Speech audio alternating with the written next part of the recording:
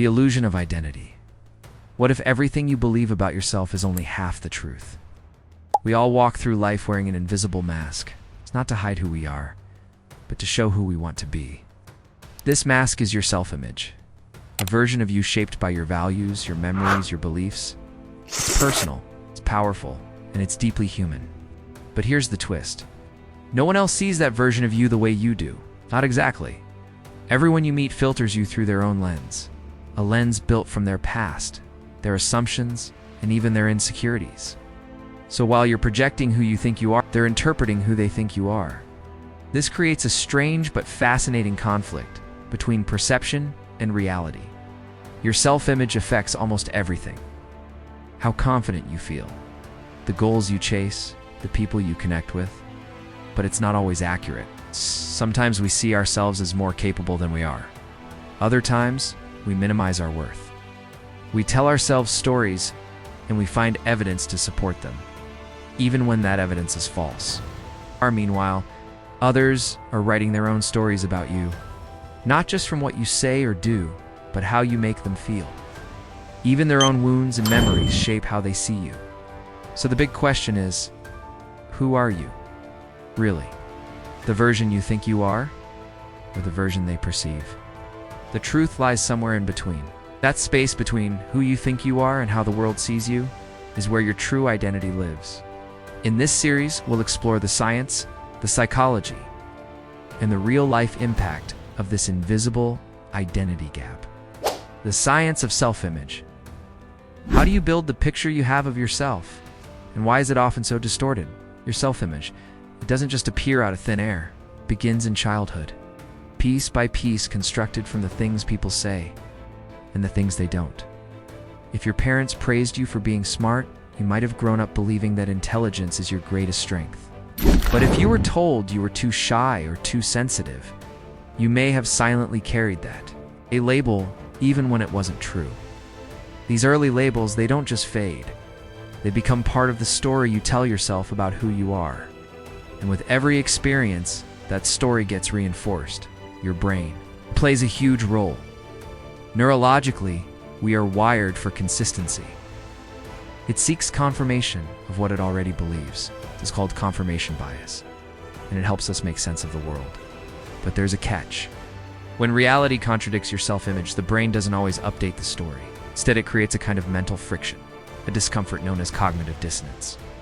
To ease that discomfort, you subconsciously ignore or downplay the truth, because your belief feels safer than reality. Maybe someone compliments you on your leadership, but deep down you don't see yourself that way.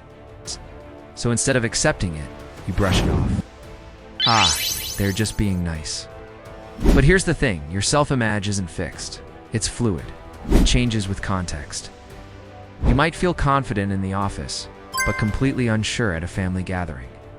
You might see yourself as kind, while someone else might see you as cold or distant.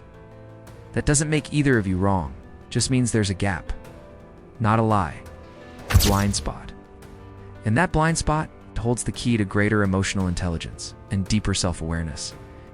When you begin to understand why you see yourself the way you do, and how others might see something different, you open the door to growth. In the next part of this journey, we'll explore how others form their perceptions of you, and why it often has more to do with them than it does with you. Are you ready to see yourself through their eyes? What if you could see yourself the way others do? Would you even recognize that person? Now imagine this. You walk into a room. Everyone in that room knows you, and each of them is holding up a mirror. But here's the twist. Every mirror reflects a different you.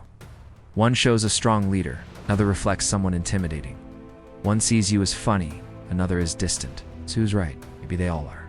Because perception isn't objective. It never has been. People see you not as you are, but through the lens of who they are. Their past, their insecurities, their culture, their expectations.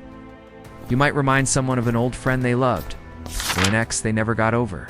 That emotional echo shapes how they hear your words, how they read your body language, even how they interpret your silence.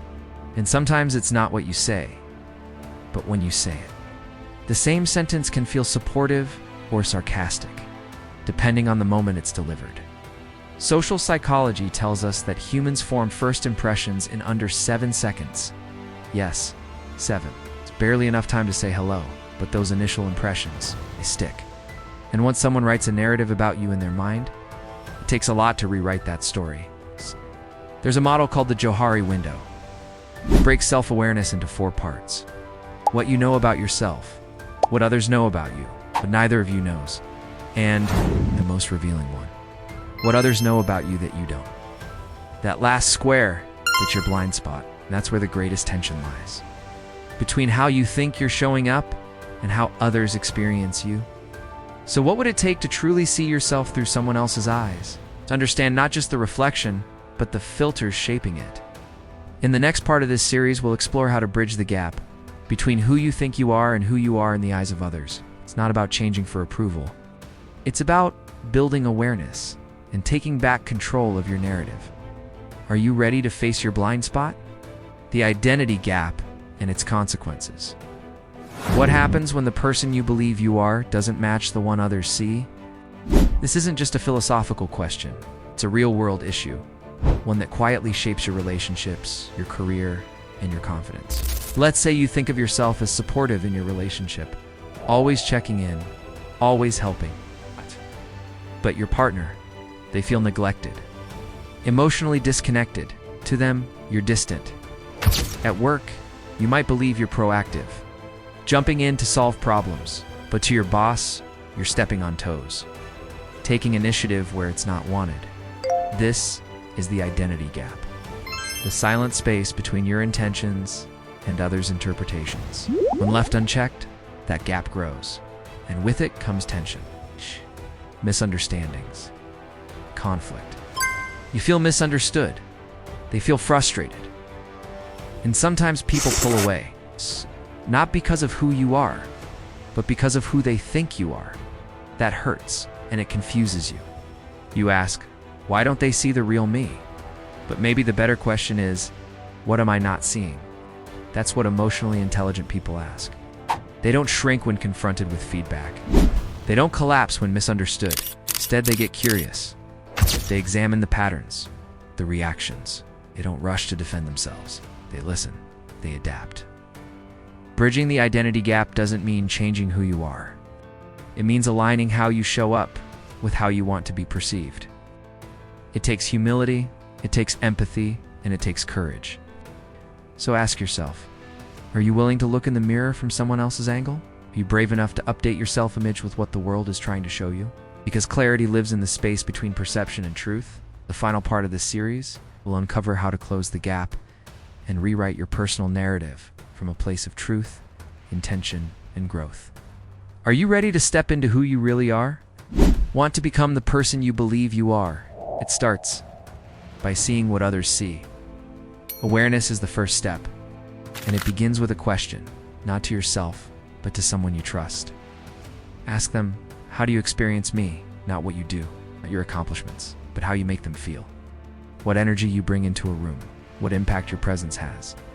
And then listen, not to defend, not to explain, but to understand the next step, alignment. No, you don't have to change to fit everyone else's mold. This isn't about pleasing people, it's about being intentional. If you value kindness, are your words kind?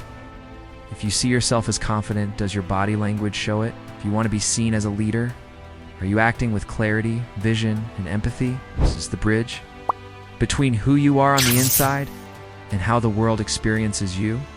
And here's the key: practice empathy. The more you understand how people think, why they react the way they do, the better you can guide how you're perceived. This isn't manipulation. It's emotional intelligence. It's self-mastery. And finally, accept this truth. You're a work in progress. So am I. So is everyone. You'll never control every perception, but you can minimize the gap between who you think you are and who others see. Because when perception and reality align, that's when you become not just self-aware, but truly powerful. This is how identity evolves, not by staying the same, but by seeing yourself through a clearer lens. Thanks for watching Perception versus Reality. If this message made you pause and reflect, you're already on the path to growth.